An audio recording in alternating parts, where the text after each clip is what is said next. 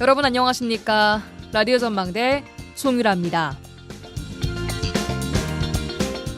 강의원 더민주 전국혁신회의 상임고문이 오늘 전남도 경제부지사에 취임했습니다. 친명 최대 원외 조직을 이끌어온 소위 찐명으로 분류되는 정치인이죠. 보통 공모를 통해서 기획재정부 인사로 채워졌던 자리인데요. 일자리 창출, 주력산업 육성, 국비 예산 확보 등 지역 경제 현안을 두고 국회와 정부, 경제단체와 상대해야 하는 경제부지사 자리에 과연 적절한가 전문성에 대한 우려가 내정 직후부터 나왔고요. 과거 음주운전, 성추행 사건 등 자질 문제도 제기가 됐습니다. 상황이 이렇다 보니 조례를 바꿔서까지 도지사가 임명하는 별정직으로 만든 이유가 무엇인가라는 의문이 나오고 있는데요. 일각에서는 김영록 전남도지사의 3선을 위한 포석이 아니냐는 시각이 있습니다. 내년 지방선거를 앞두고 이른바 명심을 사로잡으려는 계산이 깔려있는 게 아닌가라는 건데요. 인사를 두고는 늘 이런저런 말이 나오기 마련입니다. 하지만 전남도의 설명대로 정부와 지역 간의 가교 역할로 전남 국립의대 설립, 석유 철강 산업의 위기 극복과 지역 경제 활력을 이끌어낼 수 있기를 진심으로 간절히 바랍니다. 시간은 단 1년도 채 남지 않았습니다. 취임 때 이런저런 소문과 품평들이 휘발되고 말 것이냐, 의문에 의문을 낳을 것이냐는 금방 가려지게 될 겁니다. 그리고 현명한 집단 지성이 이걸 판단하게 될 겁니다. 오늘 라디오 전망대가 준비한 내용입니다. 지역 소식들 뉴스 브리핑 통해 들어보고요. 이슈책, 정치 한판까지 이어집니다. 잠시 후에 뵙죠.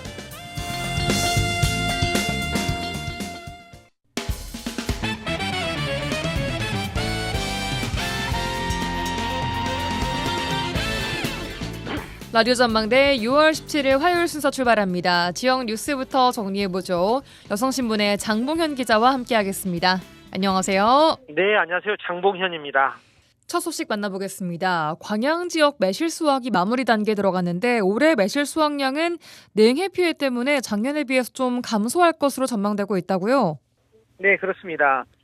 지난 10일까지 광양시에 신고 접수한 매실 냉해 면적은 434헥타르로 1,301 농가더라고요. 예.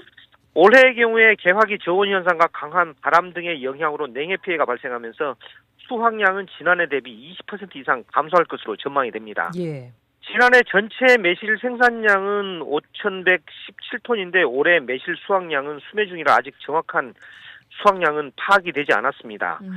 다만 일부 농협에서 수매 서울 가락시장에 보내는 매실의 양은 지난주 기준으로 500톤가량 파악되고 있는데요. 예. 냉해 피해 지역 중 광양 진상면이 가장 피해가 심하고 상대적으로 옥곡, 봉강, 옥룡, 고략 등은 피해가 조금 덜한 것으로 파악이 됐습니다. 예. 그러나 매실 작황은 좋지 않지만 생산량이 줄어들다 보니 가격은 지난해보다도 높게 형성이 됐더라고요. 네. 매실 출하가가 10kg 한 망에 4만 원에서 5만 원대로 형성이 됐는데요. 가격은 높아졌지만 생산량이 줄어들었기 때문에 농가 소득에는 별 차이가 없을 것으로 보입니다. 어허.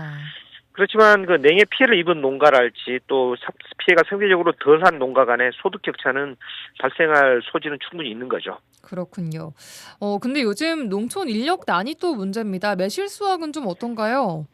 네, 매실 농가의 가장 큰 어려움은 인력 문제입니다. 광양시는 전국 매실 재배 면적의 약 24%를 차지할 정도로 대표적인 매실 주산지죠. 예.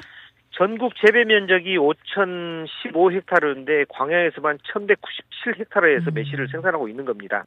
문제는 매실은 적기 수확이 최대 관건이거든요. 그런데 요즘 농촌 고령화로 일손 구하기가 쉽지 않다는 점입니다. 더욱이 외국인 계절 노동자를 쓰는 것도 여의치 않다고 하는데요. 광양의 외국인 계절 노동자가 한 80여 명에 불과해서 구하기도 어렵지만 어렵사리 구한다 하더라도 인건비 부담이 만만치 않다고 합니다. 네. 여성 노동자 한 명에 한 12만 원에서 13만 원 정도 인건비를 하루 일당을 지급을 해야 되는데 매실 작황이 부진한 상황에서 인건비, 식사, 간식 등을 챙겨주면 남는 게 사실상 거의 별로 없다고 하거든요. 예. 그럼에도 수확철만이라도 인력이 제때 공급될 수 있도록 외국인 계절 노동자 등의 그 지원이 필요하다고 호소를 하고 있고요. 또 작황 부진에 이어 수확기 인력 수급과 인건비 부담까지 겹치면서 매실 재배 농가들은 이중고를 겪고 있습니다. 네, 매실 수확 상황 좀 알아봤습니다. 다음 소식입니다. 건설 경기 악화로 여수 월호도와 대두라도 금오도를 잇는 금오대교 건설에 차질이 빚어지고 있다고요? 네, 그렇습니다. 전남도는 지난 3월 당초 턴킨 설계 시공 일괄 입찰 방식이라고 하죠. 이 턴킨 방식으로 추진해오던 여수 금오도 해상교량 건설 공사를 기타 공사 방식으로 전환을 했습니다. 예. 이 턴킨 방식의 공사 입찰 공고에 응찰 업체가 없어서 결국 설계와 시공을 분리한 거거든요. 전남도는 지난 2023년부터 여수 금오도 해상교량 건설 공사를 추진하고 있습니다. 예.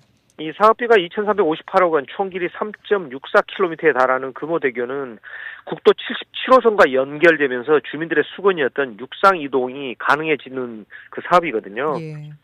지난 2024년 11월부터 올해 2월까지 두 차례에 걸쳐 턴킨 방식의 공사 입찰에 나섰지만 응찰업체가 없어서 유찰이 됐었고요. 이 금오대교 건설 공사에 발목을 잡은 건 건설 경기 악화 영향이라는 분석입니다. 예, 건설 경기가 악화됐다고 하더라도 대규모 관급 공사인데 유찰됐다는 것은 그 정도로 상황이 좋지 않다라는 거겠죠. 네, 맞습니다. 교량 공사는 어업권, 항로 등 변수가 많은 공사로 분류가 되는데 턴킨 방식의 경우에 입찰 시에 제출한 건설비로 공사를 끝마쳐야 하기 때문에 건설업체들의 부담이 크다고 합니다. 예. 2천억 원대 큰 공사로 건설업계 억압만 괜찮다면 업체들이 앞다퉈 입찰을 할 만한 규모거든요. 그런데 최대 10년이 걸리는 교량 공사라는 점에서 현재 건설업계 흐름대로라면 자재비나 인건비, 보상비 등의 상승폭을 감당하기 어렵다는 게 업계의 분석입니다. 예. 심지어 전남도가 교량 경험이 많은 그 일군 건설사들 대상으로 설명회가 열었거든요. 그런데 기업들은 공사 입찰에 불응을 했고요. 예. 일단 건설 업황 악화가 전국적인 사안이지만 최근 전남 지역 건설사들이 잇따라 법정 관리나 도산 등으로 무너진 것도 영향을 미친 것으로 보입니다. 예. 앞선 턴킨 방식의 경우에 입찰 조건 중 하나로 컨소시엄 구성을 할 때 지역 건설업체가 한 49%의 지분을 확보하도록 명시를 했거든요. 예. 그런데 이 지분 49%에 달하는 금액을 감당할 만한 전남 건설업체가 거의 전무한 상황이라고 합니다. 그나마 덩치가 컸다면 남양건설이나 한국건설, 영무토건 등도 이 법정 회생을 피하지 못하는 등 참여할 만한 지역 건설업체가 사실상 없다고 합니다. 그렇군요. 그래서 전남도는 이런 사정 때문에 직접 설계 용역을 발주하고 시공사를 따로 찾아 나서는 등 조치에 나섰는데 이 당초 목표였던 연내 착공은 불가능해졌다고 지금 받아들여지고 있고요. 예. 그리고 앞으로 또 계속 진행하다가 복수업체가 접수하지 않을 경우에는 수의 계약까지도 검토를 하고 있습니다. 예, 알겠습니다. 금오대교 건설 관련된 소식이었습니다. 자, 다음 소식 들어보겠습니다. 근무 시간을 허위로 입력해서 초과 근무 수당을 챙긴 혐의를 받는 여수시청 공무원들이 기소유예 처분을 받았어요. 네, 그렇습니다. 광주지검 순천지청은 최근 공전자 기록 등 위적 공전자 기록 등 행사 사기 혐의로 불구속 송치된 여수시청 공무원 3명에 대한 기소를 유예했습니다. 예. 이 기소유예는 검사가 형사사건에서 범죄 혐의는 인정을 하는데 피해자의 연령이나 피해 정도, 피해 동기나 수단, 범행 무 정황 등을 첨삭해 재판에 넘기지 않는 거거든요. 예. 앞서 경찰은 지난 2월 내부 전산 시스템에 근무 시간을 허위로 입력하는 수법으로 초과 근무 수당을 부당하게 챙긴 혐의로 이들을 기소 의견으로 검찰에 송치를 했습니다. 예. 6급 공무원 A씨는 2024년 1월 8일부터 6월 말까지 초과 근무 수당을 허위로 받을 것을 목적으로 업무용 PC를 이용해 실제 초과 근무를 한 사실이 없는데도 부하직원을 시켜 근무한 것처럼 허위로 출퇴근 기록을 입력한 것으로 드러났고요. 예. 이런 방식으로 A씨가 부당하게 받은 수당은 37만 2,470만 원입니다. 네, 나머지 직원들의 부당 수당 규모는 어느 정도였나요?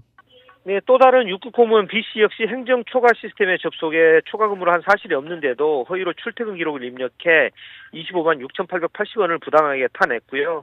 그리고 8급 공무원 C씨는 초과 근무를 하면서 초과 근무를 하지 않은 B씨에 대해서 근무를 한 것처럼 허위로 퇴근 기록을 입력해 준 것으로 드러났습니다. 예.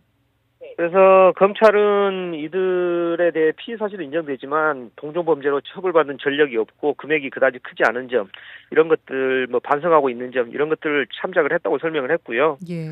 앞서 경찰은 지난달 27일 시청 공무원 15명의 초과 근무 수당의 부당 수령 의혹에 대해 시청 감사실을 압수수색한 바가 있습니다. 예, 금액은 크지 않다라고 해도 공무원들의 이런 비위 행위 다시는 재발하면 안 되겠습니다.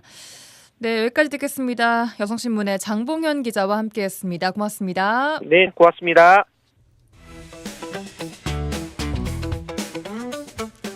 지역의 이슈를 직접 체크해드립니다. 이슈 체크. 오늘도 이슈 체커 김지연 리포터와 함께하겠습니다. 어서 오세요. 안녕하세요. 자, 오늘은 어떤 이슈를 체크해볼까요? 네, 오늘의 이슈 체크. 발발지에 건립한 여순 11구 사건 홍보관, 그 소중한 앞으로의 역할에 대해서 체크해봤습니다.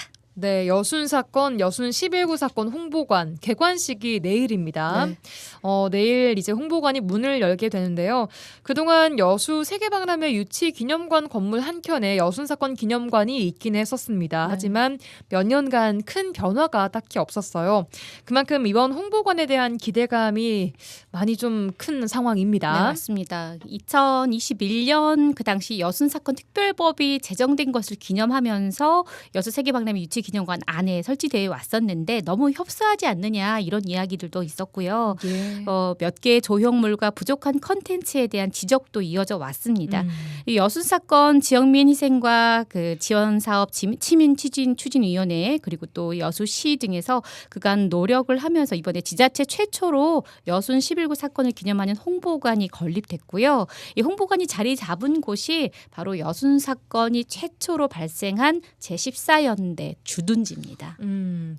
아직 개관 하루 전이긴 하지만 직접 오늘 그곳을 다녀오셨죠? 네, 입구를 중심으로 한쪽에는 별도 학습실이 마련돼 있더라고요. 전체 단체로 와서 관람객들이 요청을 하면 오, 교육 공간으로 또 사용할 수 있도록 되어 있고, 좋네요. 네, 왼편으로는 주 전시관이 있었는데 이곳은 이제 여순 사건에 대한 자료 또 영상이 영어와 한국어로 상영이 되면서 또 터치 스크린으로 여수, 순천, 구례, 고흥 각 여순 11구 사건이 벌어졌던 그런 지역에? 각 지역의 유적지까지 또 터치 스크린으로 찾아볼 수 있도록 되어 있더라고요. 그리고 또 예술 작품들을 함께 연계해서 구성되어 있었습니다. 오.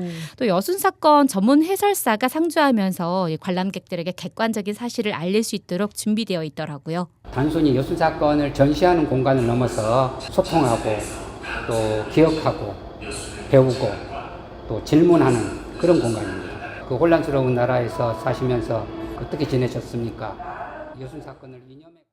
네, 이분은 전문 해설사이신가 봐요. 네, 그렇습니다. 여수에서 그동안에 여순 사건 그 양성 과정을 또 계속해서 프로그램을 준비를 했었어요. 그래서 그렇게 수료를 하신 분들이 많이 되시는데 그중에서도 이렇게 또 선별을 해서 딱 두 분이 선정이 되셨거든요. 그분들이 상주하고 계십니다. 그냥 홍보 전시만 보고 오는 것 또한 도움되겠지만 해설사분의 설명과 함께 이 전반적인 이야기를 들어보는 것 또한 큰 도움 될 것 같습니다. 네. 이렇게 여수가 지자체 최초로 여순 11구 사건 홍보관을 만든 이유가 있지 않겠어요? 네, 그렇습니다. 가장 큰 이유는 여순 11구 사건에 대해서 잘 모르는 분들이 많다는 거였습니다. 여전히요. 네, 여수 시민들 대부분이 피해자다라는 생각을 가지고 진실 규명을 위해서는 이런 여순 사건에 대한 국민적 공감대가 절실했다고 하는데요. 여수시 박희우 총무과장을 만나 이야기 들어봤습니다.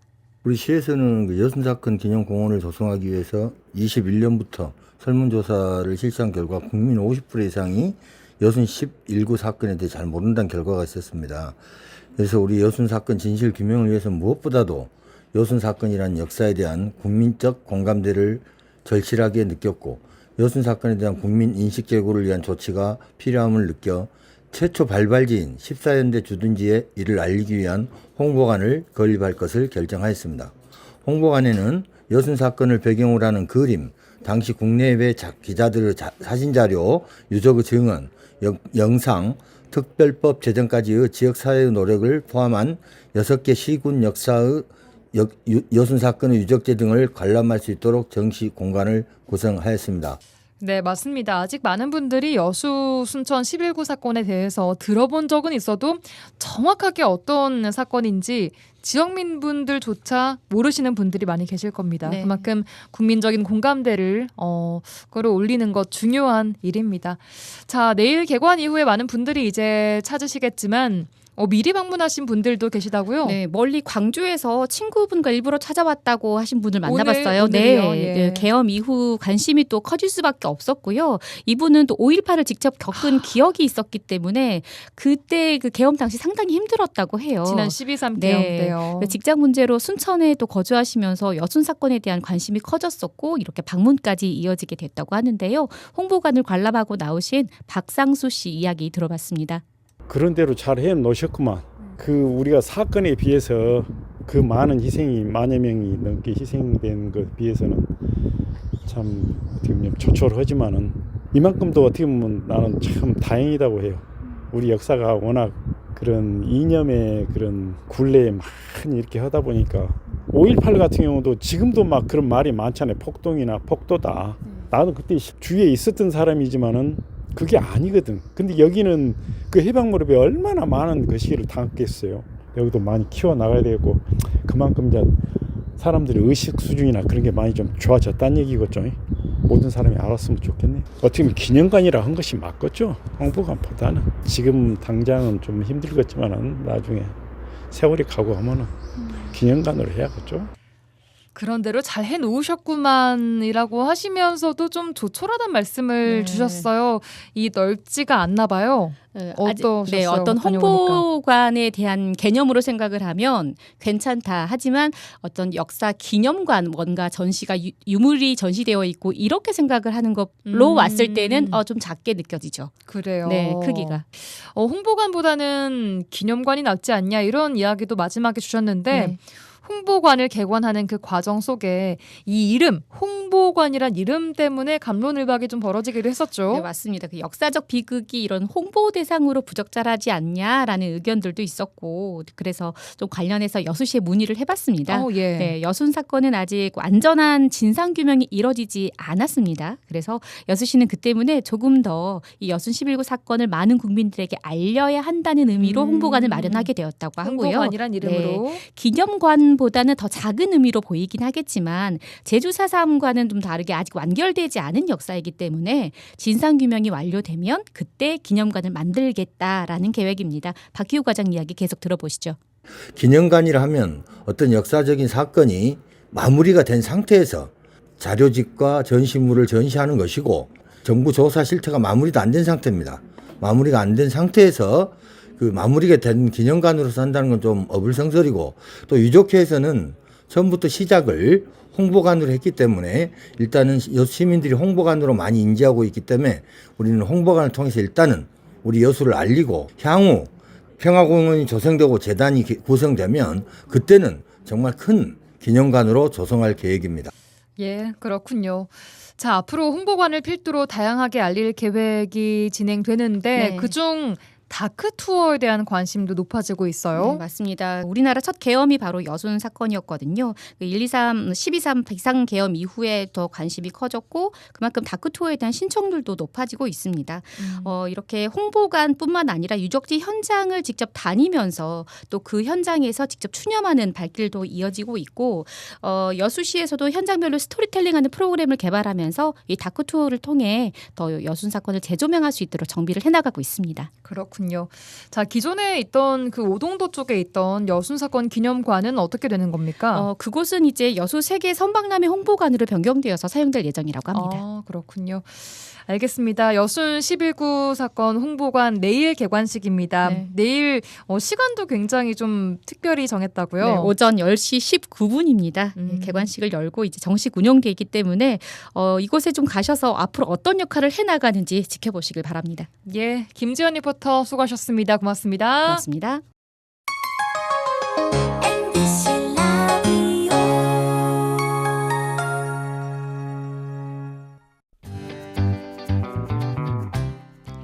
지영민과 함께하는 친절한 시사. 여기는 여수 MBC 송유라의 라디오 전망대입니다.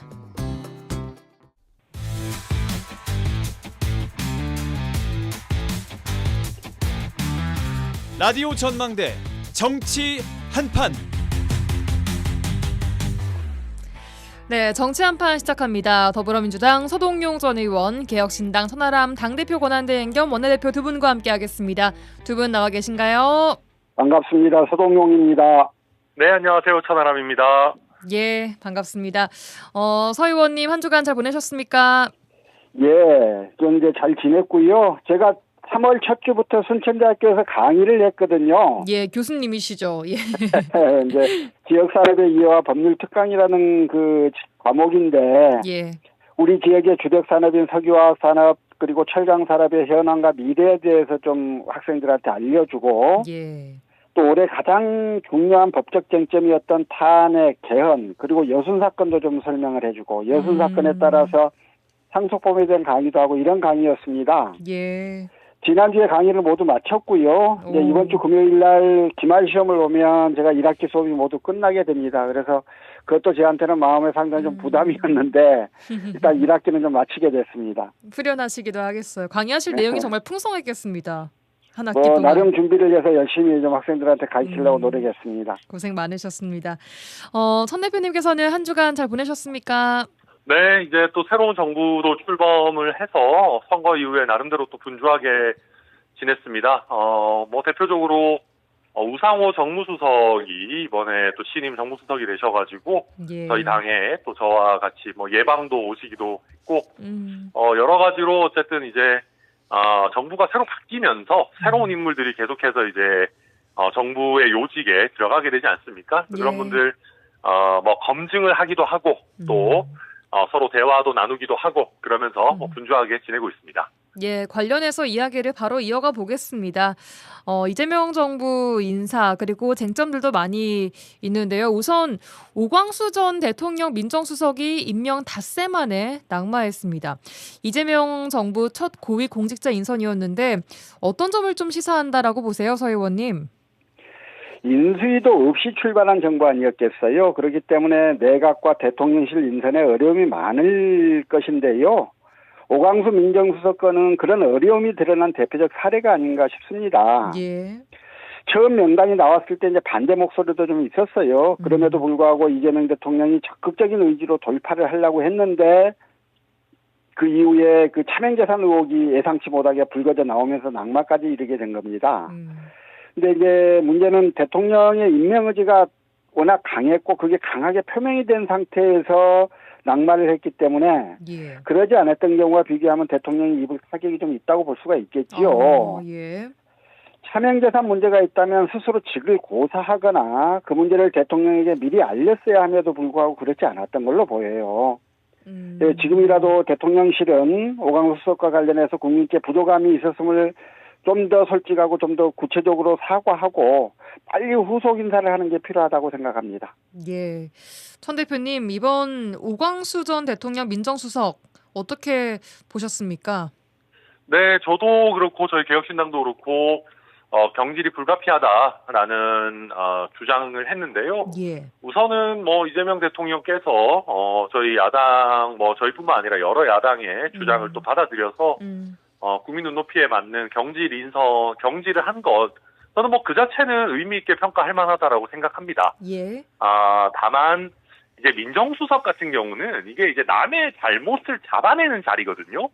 이게 공직사회 전반에 대해서 특히 고위공직자들 감찰도 하고 뭐 이런 자리고 그러다 보니까 조금 다른 자리에 비해 가지고 높은 수준의 도덕성이 필요를 합니다. 그런데 내용 저도 보니까 좀 충격적이긴 해요. 예를 들면 지금 검찰청의 고위 검사일 때 뭐 짜고 자기 부동산을 넘겨가지고 그게 이제 그 부동산 다 여러 채 보유했을 때 중과세를 피하기 위한 걸로 보여지는데 예. 그걸 또 원만하게 다시 받은 것도 아니고 뭐 소송 난타전을 하다가 다시 돌려받고 나서는 그걸 또 재산 신고도 제대로 안 하고 엉망진창이어가지고 물론 이분이 그거를 고지고대로 아마 이재명 대통령실에 보고를 안 했기 때문에 벌어진 뭐 총극 아닌가 싶긴 합니다만은 예. 좀 이런 부분에 있어가지고 조금 더 물론 뭐 신속하게 한다 뭐 인수위가 없다라고 하지만은 그래도 중요한 자리들에 대해서는 조금 더 신중하게 할 필요가 있다. 그리고 윤석열 정부 들어가지고 인사검증 기능을 법무부와 대통령실이 이원화했었는데 그걸 이제 다시 다 대통령실에서 하겠다는 입장이거든요. 예. 그럼 그렇게 한다고 할 때 기존의 것보다 어떻게 하면 좀 더 나은 시스템을 구축할 수 있을 것인가. 그런 좀 심층적인 고민도 필요한 시기 아닌가 생각합니다. 예. 자, 이제 김민석 국무총리 후보자와 이한주 국정기획위원장으로 검증의 칼날이 향하고 있는데 불법 금전거래 의혹, 또 아파 찬스, 부동산 투기 의혹 등이 나오고 있습니다. 방금 말씀하신 대통령실의 인사검증 시스템 자체 문제라고 봐야 할까요? 어떻게 보세요, 서 의원님? 예, 인사검증 시스템의 문제지요. 인사검증 시스템이 아직 구축이 돼 있지 않았고, 아까 천하람 대표도 말씀하셨던 것처럼 일부가 법무부에 가 있던 권한을 다시 대통령실로 가져오는 과정에서 체계화되지 않은 상태에서 지금 이 문제가 벌어진 거니까요. 예. 그래서 이제 이거는 뭐 어쩔 수 없는 면은 좀 있을 수 있겠다라는 생각은 듭니다만, 제일 이제 걱정인 건, 그 공직 후보자로 지명이 되면 여러 가지 의혹들이 제기되기 마련입니다. 그런데 예. 그 중에서도 보험 문제, 부동산 투기 문제 이런 건 실체적 진실이 무엇인가 보다 국민께서 특히 민감하게 반응하는 소재이거든요. 예. 그래서 지금 김민석 총리 지명자, 이한주 국정기획위원장 뭐 이런 분들 지금부터라도 국민 눈높이에서 좀 더 적극적으로 해명하고 국민의 걱정을 들어드리기 위해서 노력을 해야 할 거라고 생각을 해요. 예. 초반 대응을 잘못한 바람에 실제 문제보다 커져버린 경우는 자주 있었던 거거든요. 예. 그런데 이제 최근 민주당의 일부 최고위원들이 지금 이 문제 제기에 대해서 그 인사검증 명목으로 야당이 국정 발목 잡기 네거티브에 골몰하고 있다 이렇게 비판하는 걸 봤는데요. 예. 국민의힘의 문제 제기가 그런 측면이 있는 건 분명합니다. 그러나 지금은 야당이 아니라 국민을 보고 정치를 할 때라고 생각을 해요. 국민이 이 문제를 어떻게 보고 계시는가 면밀히 살피고 국민 눈높이에 맞는 해명과 사과가 있어야 할 거라고 생각을 합니다. 만약에 네. 이번에 추가해서 또 낙마가 이어진다면 오광수 민정수석에 이어서 대통령에게는 엄청난 부담일 수 있거든요. 그래서 좀 제가 강조드리고 싶은 건 야당과의 싸움 지점에 지금 서 있는 게 아니고 예. 국민을 설득하는 지점에 서 있는 거다. 국민의 눈높이에서 좀 더 적극적으로 바라보고 설명할 건 설명하고 사과할 건 사과하는 방식으로 이 문제를 좀 헤쳐나갔으면 좋겠다 이런 말씀을 드리고 싶습니다. 예, 알겠습니다. 선 대표님 말씀하신 대통령실로 일원화시키는 그 과정에서의 문제라고 봐야 할까요? 시스템적으로? 보통 그런 겁니다. 이게 시스템도 시스템이고요. 예. 그리고 시스템에서 걸러져도 대통령이 내 사람이다 해가지고 밀어붙이면 또 문제가 생기는 거거든요. 예. 그러니까 뭐 윤석열 정부 때, 그 이전 정부에서도 계속 많이 봤었죠. 계속 많이 봤고, 이재명 정부에서는 7대 인사검증 기준 이런 건 안 만들겠다라는 거잖아요. 그러니까 사실 문재인 정부 때도 괜히 7대 기준 만들었다가 거기에 위반하는 사람도 쓰네 마네 얘기가 많았는데 예. 그런 논란 안 만들고 문제가 일정 부분 있어도 필요하면 쓰겠다 이런 태도로 보여집니다. 그럴 수도 있어요. 저도 꼭 필요한 사람이면 써야 된다는 것도 충분히 공감하는데 예. 문제는 어쨌든 이재명 대통령 본인이 도덕성의 기준에 있어가지고 아주 높은 점수를 국민들께 받고 있느냐. 저는 솔직히 그렇다고 생각하지 않습니다. 그냥 그걸 뛰어넘는 매력이 있으시니까 대통령이 되신 거겠죠. 그렇다고 하면은 예. 어쨌든 고위공직자 인선에 대해 가지고는 좀 도덕성 기준을 철저하게 적용할 필요가 있다. 근데 지금 김민석 총리 후보자 저 지금 걱정하는 게 대응이 이상한 방향으로 지금 가고 있어요. 어떤 부분에서요? 그러니까 오늘도 김민석 후보자, 총리 후보자가 나와가지고 와이프가 벌거벗겨진 기분이다. 너무 스트레스 받아서 눈에 실핏줄이 터지고 이런 식으로 가면 안 돼요. 아니 총리 되는 게 쉽습니까? 그럼 누가 그 자리가 그렇게 정말 엄격한 검증이 될 거라는 걸 모르고 한 거예요? 국회도 우리가 다수당이고 표결하면 어차피 인준되는 거니까 국민의힘에서 뭐라고 얘기해봐야 그냥 네거티브고 발목 잡기다라고 퉁치고 넘어갈 수 있을 것 같았습니까? 그게 아닙니다. 그렇기 때문에 예. 방금 소동영 의원이 말씀하신 것처럼 의혹에 지금 엄청나게 많은 의혹들이 김민석 총리 후보자 연이어 터지고 있고 제가 봐도 납득이 안 되는 부분들이 굉장히 많이 있거든요. 그래서 이런 부분들을 성실하게 답변하고 일부 정말 부적절한 부분이 일부 있었다면 사과하는 형태가 돼야지. 예. 왜 이렇게 나와 내 가족을 괴롭혀? 너희가 나쁜 사람들이야. 이런 식으로 지금 국민들에게 비춰져 가지고는 이 위기를 돌파하는 것이 더욱 어려워질 것이다. 저는 약간 그래서 대응이 좀 이상한 방향으로 가고 있다. 그렇게 보여집니다. 알겠습니다. 자, 이제 3대 특검 이야기를 좀 해볼까 하는데요. 이재명 정부의 1호 법안으로 3대 특검 법안이 추진되면서 3명의 특검이 지명을 받았습니다. 국회 통과 당일 지명 등 속전속결로 지금 진행되고 있는데 3특검은 다음 달 2일 공식 수사에 착수할 것으로 보입니다. 이재명 정부가 이렇게 속도전에 나선 이유 두 분 어떻게 보십니까? 서동용 의원님. 예, 이게 워낙 오래전부터 추진의 필요성이 강조되었었고 또 국민의 지지도 매우 높았던 거 아니겠어요. 그럼에도 예. 불구하고 번번이 윤석열의 거부권에 막혀서 자초되었던 특검이기 때문에 새 정부가 들어섰으니 우선적으로 그리고 속도감 있게 진행하는 건 저는 당연하다고 생각합니다. 당연하다. 알겠습니다. 선 대표님께서는 이번 이렇게 속전속결로 진행되고 있는 3특검 어떻게 보고 계세요? 저는 이거 솔직히 말하면 특검부터 하는 거 보고 이 경제 민생 부분에 별로 자신이 없구나 이런 생각을 하긴 했습니다. 무슨 그러니까 서 의미시죠? 의원님 말씀도 일정 부분 예. 맞아요. 그러니까 필요한 부분도 맞습니다. 근데 어쨌든 여당이 됐으니까 여당이 특검을 할 필요성은 그렇게 크진 않거든요. 예. 야당일 때는 특검하자라고 하는 게 필요하죠. 어쨌든 검찰, 경찰 다 뭐 인사권에 의한 나름대로 정부의 뭐 일정 부분 영향력을 받기 때문에. 근데 여당이 되면 뭐 특별수사본부를 더 확대 개편을 하든 뭐 수사팀을 좀 더 보강을 하도록 하든 뭐 이런저런 방법을 가지고 특검을 안 해도 수사할 수 있거든요, 사실은. 근데 급한 건 아닌데, 이게 그렇습니다. 만약에 이재명 정부가 앞으로 한 6개월 동안 경제와 민생에 있어서 좋은 성과를 내면 특검은 오히려 이재명 정부에게 독이 될 겁니다. 왜냐하면 성과가 잘 안 보이고 계속 누가 소환됐다더라, 뭐 체포영장을 쳤다더라 해서 특검 얘기가 뉴스를 다 잡아먹을 거예요. 예. 그래서 신임 정부 입장에서 특검을 너무 막 깔아놓는 거는 사실 어떤 면에서는 약간 독입니다.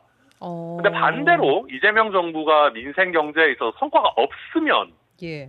어느 정도는 이재명 정부 지지율을 받쳐는 주겠죠. 왜냐하면 상대편을 때려잡는 거니까. 그래서 뭐 저도 오히려 이제 이번에 뭐 이재명 정부 사람들하고 얘기를 할 때도 예. 이재명 정부의 주요 인사들도 그런 걱정을 하고 있긴 합니다. 지금 처음 100일이 대통령의 아젠다를 펼쳐나가고 국민들한테 그걸 설득하고 또 성과를 내기에 제일 중요한 시기인데 네. 오히려 이재명 정부 사람들이 그런 얘기를 해요. 너무 특검 때문에 다 가려질까 봐 걱정이다. 그러니까 그 점은 저는 이재명 정부 입장에서도 그렇게 썩 유쾌하지만은 않은 지점이 있기는 있다. 뭐 그렇게 봅니다. 예, 천 대표님 보시기에도 그럼 경제 민생에 지금 자신이 없기 때문에 일단 내세울 수 있는 특검부터 출범을 시킨 것이다라고 해석을 하시는 건가요? 그런 면이 있다고 봅니다. 왜냐하면 지금 경제 상황이 워낙 안 좋기 때문에 뭐 예를 들면 일정 부분 뭐 지원금 같은 것들을 좀 한다 하더라도 예. 그게 일회성 현금 지원으로 경제 상황이 뭐 잠깐 반짝은 하지만 모든 게 다 좋아지진 않거든요. 그러니까 어쨌든 다음 이제 지방선거가 1년밖에 남지 않았고 예. 지금 뭐 국민의힘에 대해서 또 여러 윤석열 정부의 인사들에 대해서 공격을 하면서 기본적인 지지율을 좀 깔고 가자라는 노림수가 있는 거 아닌가 저는 그렇게 봅니다. 알겠습니다. 자, 이미 계엄 직후 말씀하신 것처럼 관계기관 수사가 좀 진행이 됐고 형사재판 과정에서 당시 현장 상황과 또 전후 배경이 밝혀지고 알려진 만큼 내란 특검을 통해서 밝혀질 게 또 있을까라는 의문도 나오고 있습니다. 윤 전 대통령은 실제로 3대 특검을 두고 더 나올 게 있겠느냐 할 테면 해보라 이런 취지로 이야기를 한 것으로 알려지고 있는데요. 어떻게 생각하십니까, 서 의원님? 예, 그보다 먼저 저는 아까 이제 전남 대표가 말씀하셨던 부분 조금 제가 말씀을 좀 드리고 싶은 내용은요. 이 3대 특검을 추진하는 것과 민생경제에 집중하는 게 서로 양립 못할 바가 아닙니다. 예. 특검은 특검대로 특검이 좀 열심히 수사하시면 될 것 같고요. 민생경제에 필요한 정부의 정책들은 그 정책대로 계속 좀 풀어나가야 하는 부분들이죠. 그리고 또 하나 그 정권을 잡았음에도 불구하고 여전히 검찰에 대한 사회적 불신들이 존재하는 상황이기 때문에 특검을 통해서 이 문제를 풀겠다고 하는 그 뜻도 이해 못할 바는 아니다 이런 생각이고요. 일단 비상계엄이 선포된 직후에 윤석열 탄핵과 함께 처리했어야 되는 게 내란 특검이었습니다. 예. 그랬다면 내란 수사와 재판이 많이 달라졌을 거라고 생각을 하는데요. 예. 그러나 이제 지금이라도요, 좀 늦기는 했어도 국민은 여전히 내란 사태에 대한 수사가 제대로 되지 않았다. 그리고 빈틈 없는 수사가 필요하다. 이렇게 여전히 생각하신다고 봅니다. 예. 또 최근에 재판 진행 상황을 감안하면 추가 수사, 추가 기소도 필요하고 또 전체적인 공소유지를 특검이 틀어지고 가야 할 필요도 있겠다는 생각이어서요. 예. 그런 문제에 좀 집중해 가면서 특검이 자기 역할들을 좀 충분히 하면 되지 않을까 그런 생각입니다. 예. 천 대표님은 어떻게 보십니까? 뭐 아마 추가적으로 나올 부분은 그 국민의힘 의원들에 대한 의혹 부분들이 아마 메인일 겁니다.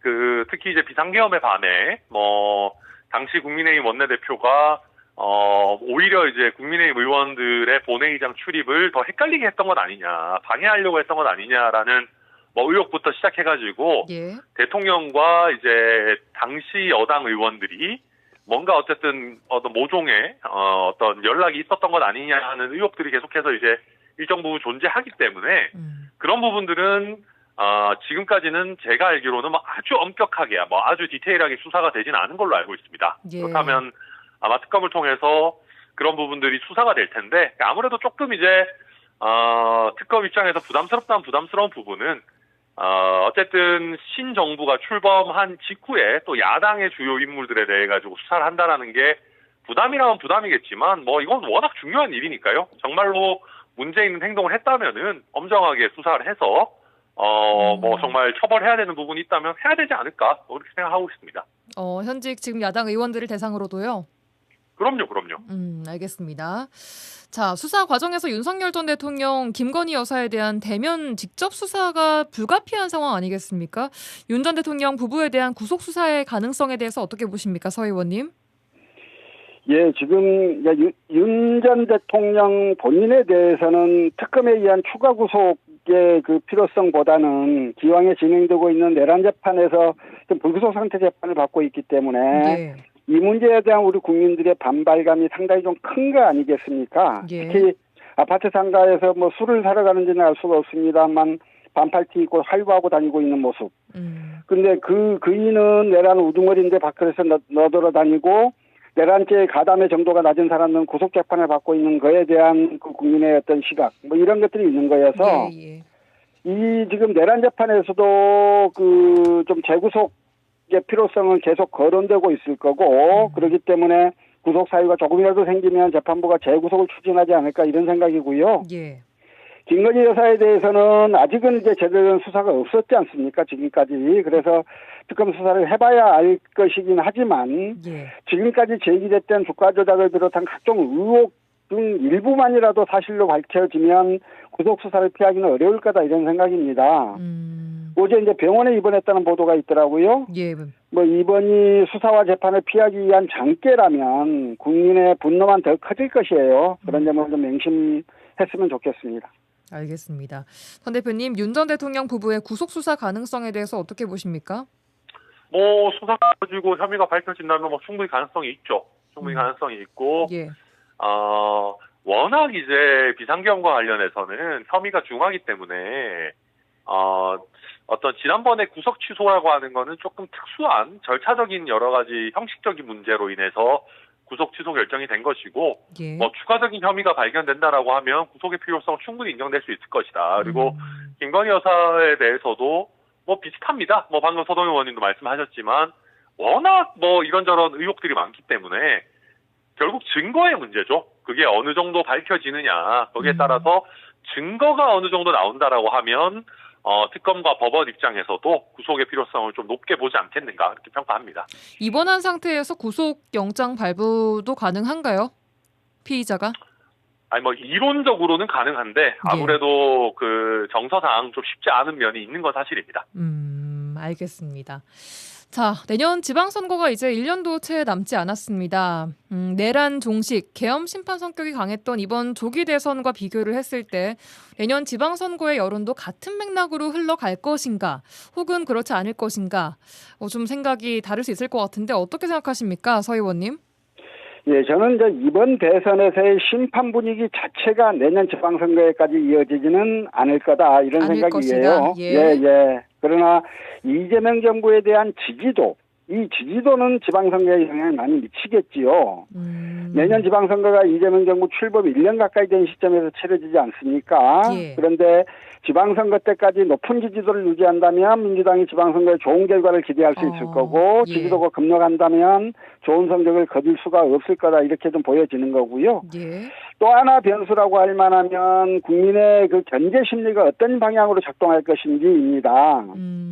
민주당이 지금 대통령 권력, 국회 절대다수 권력을 갖고 있기 때문에 여기에 지방 권력까지 민주당이 완전히 장악을 하게 되면 너무 힘이 한쪽으로 쏠리는 거다. 이런 것들 때문에 견제 심리가 작용할 수 있거든요.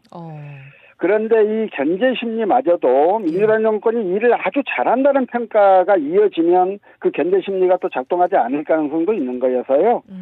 결국 이재명 정부의 성과가 내년 지방선거 결과를 좌우할 것이다 이렇게 생각합니다. 이재명 정부의 1년이 굉장히 중요하겠네요. 지방선거에도. 그렇죠. 예, 알겠습니다. 선 대표님께서는 우리 지역, 전남 지역의 이 민주당 지지세가 내년 지방선거에서는 어떻게 될 거라고 보십니까? 저도 전국 단위로는 뭐 서 의원님 평가 비슷하고요. 이제 사실 전남 입장에서도 결국은 이재명 정부가 정말 전남을 위한 성과를 내느냐를 볼 겁니다. 근데 이제 또 예전처럼 국회와 행정 권력을 모두 손에 쥐고 사실 전남 같은 경우도 선출직의 거의 대부분이 민주당인 상황 속에서 예. 계속 미루면서 제대로 된 성과를 못 낸다라고 하면은 저는 이거 좀 잘못된 거 아니냐라는 목소리가 올라올 겁니다. 그런데 그런 상황 속에서 대안이 될 만한 정치 세력, 대안이 될 만한 인물들이 잘 발굴이 될 것인가. 아마 뭐 저희 개혁신당도 당연히 지역에서 좋은 인물 내려고 노력할 것이고 예. 동시에 진보당, 조국혁신당 다 각자 노력을 할 것인데 예. 지금 전남의 정치가 너무 고였다. 그리고 민주당 일색이라서 너무 열심히 안 한다. 그래서 중앙에서 민주당의 힘을 실어주는 것과 별개로 지역에서는 조금 더 일을 열심히 하고 경쟁을 할 만한 지역 일꾼을 키워야 된다는 목소리를 만들어낼 수 있다면은 저는 더불어민주당이 아닌 다른 정당들에게도 좀 기회가 있을 수 있다. 그렇게 보여집니다. 알겠습니다. 내년 지방선거 어떻게 흘러갈지 지켜봐야겠습니다. 자, 특히 순천 지역은요. 기형적인 선거구 분구에 대한 상처가 깊은 지역인데 이 부분에 대해서 천 대표님께서는 현직 계시니까 어떤 대안과 또 생각 가지고 계신지 좀 여쭙겠습니다. 예, 어려울수록 원칙을 지켜야 됩니다. 이게 뭐 사실은 선거구 나누는 게 참 어려운 문제죠. 그러나 결국은 인구가 우리 선거구 획정에 있어서 제일 중요한 기준이 될 수밖에 없고 또 두 번의 총선을 연달아서 자꾸 순천만 피해자가 되는 특히 순천의 해룡면에 있는 분들이 자꾸 어디에 광양이 나쁜 지역은 아닙니다만 자꾸 이제 타 지역에 정치적으로 예속되는 형태로 지금 피해를 계속 보시고 계시기 때문에 이런 부분이 3번 연달아 반복되어서는 안 된다. 인접한 여러 우리 시군들 사이에서 좀 서로 피해를 어떻게 보면은 좀 번갈아서 보는 것도 일정 부분 불가피하다면은 그게 더 또 바람직은 이상하죠. 어쨌든 좀 불가피한 면이 있을 것이다. 그래서 순천이 원칙적으로 자체적인 분구를 이루고 주변 지역구를 어느 정도 좀 조절하는 것이 좀 불가피하지 않은가 저는 그렇게 보고 있습니다. 예, 서 의원님께서는 어떻게 보십니까? 예, 이건 조금 설명이 필요한데요. 예. 우선 이제 국회의원 선거구 획정은 총선 직전에 합니다. 그렇기 때문에 순천 선거구 분구 문제도 2028년 총선 가까이 가서 논의될 건데요. 예. 기억하시는 대로 국회의원 숫자는 지금 여수 2명, 순천 1명이었습니다. 예. 그런데 순천시 인구가 늘면서 인구 상한을 넘기게 됐어요. 그래서 이제 순천도 2명, 여수도 2명 이렇게 뽑아야 되는데 그렇게 하려고 보면 다른 지역 국회의원 1명을 줄여야 하기 때문에 그 지역의 반발이 극심했죠. 이렇게 되니까 이제 순천에서 해동면만 떼어서 광양 곡성 구례에 붙이는 편법적 지역구 획정을 했던 거고요. 예. 그러다가 22대 총선을 앞두고 다시 선거구 획정을 했는데 여전히 여수, 순천 두 군데 다 인구 상한을 초과한 상태였습니다. 이걸 어떻게 풀 건가를 순천이 더 인구가 많음에도 불구하고 막 되게 고민을 하다가 그 민주당 지도부가 너무 문제가 어려워지니까 전남은 21대 때와 동일하게 한다 이렇게 결정을 해버림으로써 21대 22대가 이 기형적이고 편법적인 선거구 획정이 그대로 왔던 거거든요. 예. 그런데 이제 그때 22대 선거구 획정 당시 선거구 인구 상한이 27만 1000명이었어요. 예. 27만 1000명이 넘는 선거구가 2개로 됐어야 해요. 그런데 그때 기준 인구가 순천이 27만 8천, 여수가 27만 4천이었거든요. 예. 그런데 이제 2025년 올해 5월 현재 여수시 인구를 봤더니 여수시 인구가 26만 5,700명이에요. 2년 전에 비해서 한 8천 명 가까이가 줄었어요. 줄었군요. 순천은 27만 5,400명이어서 260명 줄었어요. 예. 여수시의 인구 감소 추세가 워낙 지금 현재 가파릅니다. 그래서 이제 인구 기준일 당시 인구 상한선이 어떻게 될 건지는 아직은 뭐 보기 어렵지만 현재의 여수시 인구 감소 추세를 보면 예. 그때는 여수는 상한을 넘기지 못해서 1명, 순천은 상한을 넘겨서 2명일 가능성이 아주 많아지는 것 같아요. 지금 현재 인구 추세대로 가자면. 그래요. 그럼 여수 예. 에서 한 명만 선출될 가능성도 있다라고 보시는 겁니까? 지금? 인구가 이런 식으로 줄어들면 그럴 수밖에 없죠. 그래서 지금 순천의 기형적 선거구 분구 문제는 예. 혹시라도 여수 인구가 이런 방식으로 계속 준다면 여수가 1명이 되고 순천이 2명이 되는 방식으로 해서 예. 다른 지역과 상관없이 그대로 그렇게 결정될 가능성도 배제할 수 없다 이런 생각입니다. 그 해령면 그 부분은요? 그러면 순천이 단독으로 2명이 돼야 되는 거니까요. 예. 예, 그 과거 순천에서 계속 요구해왔던 순천 단독 선거구 2 이건 그대로 되는 거고 여수가 상한을 못 넘기면 여수가 1명이 돼야 될 것이기 때문에 예, 그 순천 2, 여수 1 이렇게 될 가능성을 배제할 수 없다는 거예요. 알겠습니다. 네, 내년 지역의 상황과 함께 정치권에서 어떻게 풀어갈지 지켜봐야 할 대목입니다. 여기까지 듣겠습니다. 정치 한판 더불어민주당 서동용 전 의원, 개혁신당 천하람 당대표 대행 겸 원내대표 두 분과 함께했습니다. 고맙습니다. 수고하셨습니다. 네, 감사합니다.